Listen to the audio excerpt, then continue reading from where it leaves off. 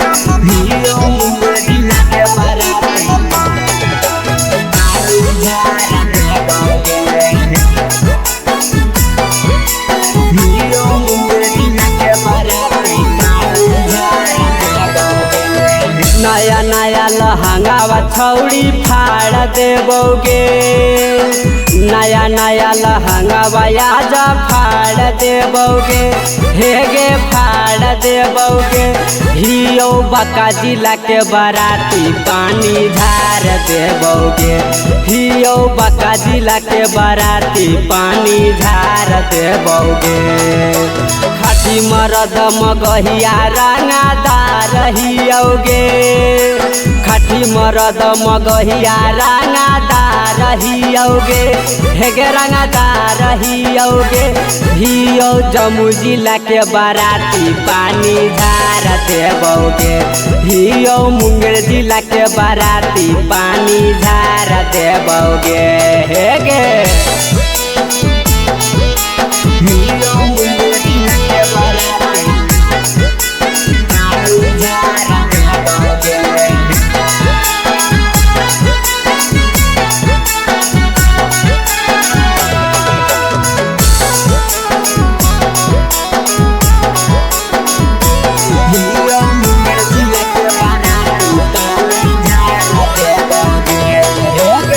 मारी के कनखिया छौड़ी मकैया में बोलैबोगे।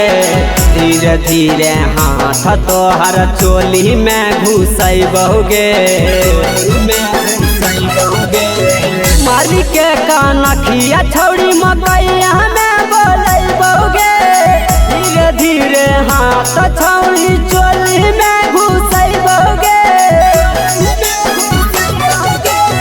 नेमुआ के रस जैसन गार देबोगे। नेमुआ के रस जैसन गार देबोगे। हेगे गार देबोगे। हियो बका जिला के बराती पानी झार देबोगे। हियो मुंगेर जिला के बराती पानी झार देबोगे। हेगे हियो मुंगेर जिला के बराती पानी झार देबोगे।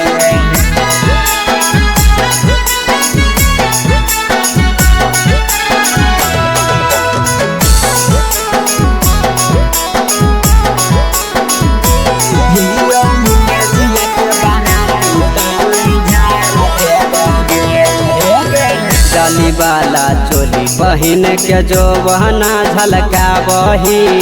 मारी मारी कनखिया छौड़ी बुढ़ावा के सनका बही। डाली वाला चोली बहिन के जो बहना झलका बही। मारी मारी कनखिया छौड़ी बुढ़ावा के सनका बही। वाल्मीकि कृष्ण कहोला साड़ देबोगे।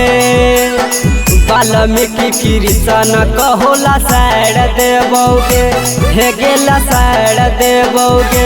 हियो बका जिला के बराती पानी झार देबोगे। हियो मुंगेर जिला के बराती पानी झार देबोगे। हेगे बच जो।